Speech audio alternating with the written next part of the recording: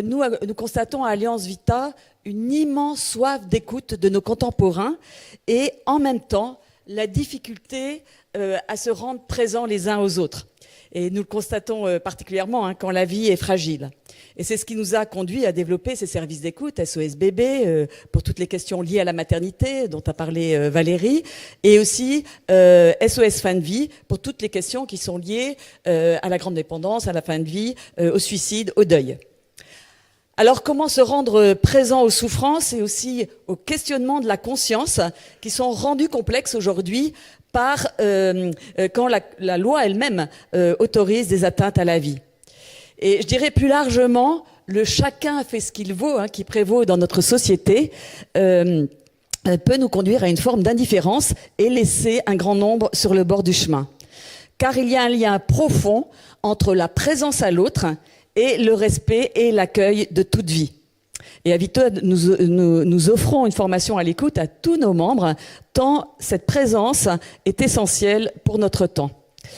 Alors comment se rendre présent ? Se rendre présent, c'est demeurer un temps donné gratuitement. C'est être tout oui, c'est-à-dire écouter, mais aussi ressentir avec ses émotions, avec tout son corps, avec tout son être. Et comme l'a dit Clotilde, l'infirmière, ce n'est pas d'abord parler, mais ce sont les expressions du visage, les sourires, la tristesse qui peut y être inscrite. C'est des tons de voix. Voilà, tout ça se vit dans la présence et surtout des gestes. Il y a quelques mois, un monsieur dans le métro passe pour demander de l'argent, il était SDF, et puis au bout d'un moment, il s'écrie « Mais personne ne fait attention, vous avez tous les yeux rivés sur votre portable ». Et à ce moment-là, j'ai relevé la tête et je lui ai souri et il m'a remercié. Et cet homme m'a appris combien on pouvait, à notre insu, mépriser les autres. Et je dirais que par la simple attention, nous exprimons un accueil inconditionnel. J'existe pour l'autre, l'autre existe pour moi, et ce sentiment d'exister pour l'autre, c'est vraiment source de vie.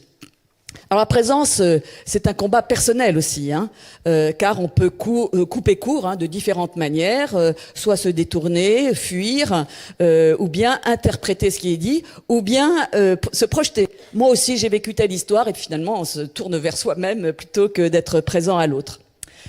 La présence aussi est différente de l'immédiateté, qui est une grande tentation actuelle, et vouloir trouver une solution tout de suite. Et c'est amplifié avec les solutions techniques qui sont à notre portée. Je pense à la détresse d'un couple qui était confronté à l'infertilité.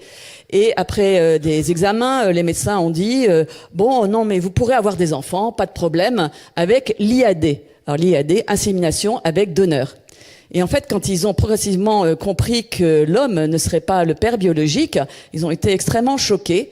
Et en fait, ils n'ont pas du tout été écoutés dans ce qu'ils souhaitaient, dans ce qu'ils ressentaient, et ils se sont sentis vraiment abandonnés.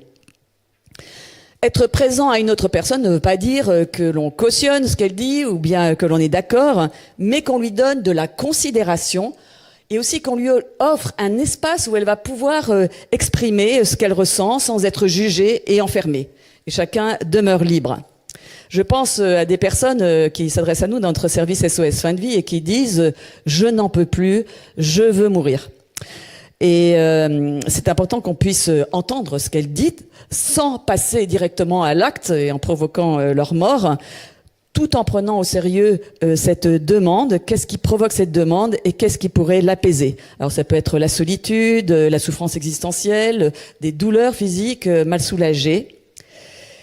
Mais ça demande une certaine humilité de ne pas se lancer tout de suite dans des réponses toutes faites. Et c'est un point clé, ce n'est pas nous qui avons la solution, mais c'est vraiment les personnes en elles-mêmes. Et une présence bienveillante va ouvrir à la réflexion vers un chemin de vie qui est propre à la personne et qui ne soit pas dans la fatalité et qui est une forme de mort. Alors qu'est-ce qui se joue dans la présence et dans une vraie écoute ? Eh bien, le paquet que confie la personne est déposé, mis à distance. Une femme nous confiait après son avortement « Que ma souffrance soit entendue m'enlève un poids. Je souffre, mais je ne suis plus seule ».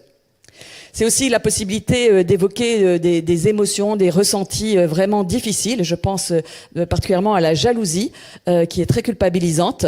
Je suis jalouse de toutes ces femmes qui n'arrivent pas à avoir d'enfants, ou des femmes qui ont vécu un avortement et qui ne supportent plus de voir des femmes enceintes. Et donc, pouvoir déposer, mettre à distance ces émotions, ces ressentis, c'est important, une première étape. Et en réalité, ce n'est pas aux femmes qu'elles en veulent, mais ça fait écho dans leur histoire. Et donc, c'est tout un deuil à faire et qui demande du temps. Alors, quels sont les fruits de la présence ? Eh bien, la personne est allégée, en quelque sorte, et peut progressivement retrouver ses propres forces de vie. Un homme confié il y a quelque temps, c'est quand j'ai pu dire à une personne qui ne me jugeait pas, je veux qu'il meure, en parlant de son bébé dont on avait diagnostiqué une grave malformation pendant la grossesse, que je me suis rendu compte que j'allais trop loin, que ce n'était plus moi. Alors j'ai pu apprivoiser progressivement sa présence et le fait qu'il naisse, ce bébé. Beau fruit de la présence d'un tiers qui a ouvert un chemin pour apprivoiser des peurs, un rejet, sans s'enfermer dans la fatalité. Alors ça ne veut pas dire qu'il n'y a pas de conseils à donner, à un moment, une parole à donner, mais c'est quand la personne aura pu faire le point avec elle-même qu'elle pourra, dans une confiance réciproque qui se sera créée, qu'elle pourra être rejointe, se sentir rejointe dans son cheminement et sa liberté. Alors ça vaut pour toute situation, même l'éducation des enfants ou toute personne qui se confie à vous des choses qu'elle porte en profondeur. En conclusion, je dirais que la vraie présence est rare et elle se cultive. La présence demande de travailler son intériorité. Et la question qu'on peut se poser, c'est est-ce que je garde dans ma vie des moments de silence intérieur pour me rendre disponible à l'imprévu d'une rencontre ? Cultiver la présence à l'autre ne veut pas dire être dans la fusion, même si on peut pleurer avec ceux qui pleurent, mais c'est se laisser toucher sans être anéanti parce que nous ne sommes pas l'autre. Sur le fond de sujet bioéthique qui nous intéresse, ça ne résout pas tout parce que des multiples influences jouent sur les personnes, les conditionnements de la société, aussi des personnes proches, le compagnon, le père, la mère, le médecin. Donc on ne fait pas toujours le poids par une écoute, une présence qui peut être un peu plus lointaine. Mais nous pouvons, par le fait de se sentir concernés par ce que vivent les personnes qui nous entourent, être vraiment des vecteurs de consolation. Donc être avec celui qui est seul. Et j'ai recherché l'étymologie, ça veut dire rendre entier les personnes.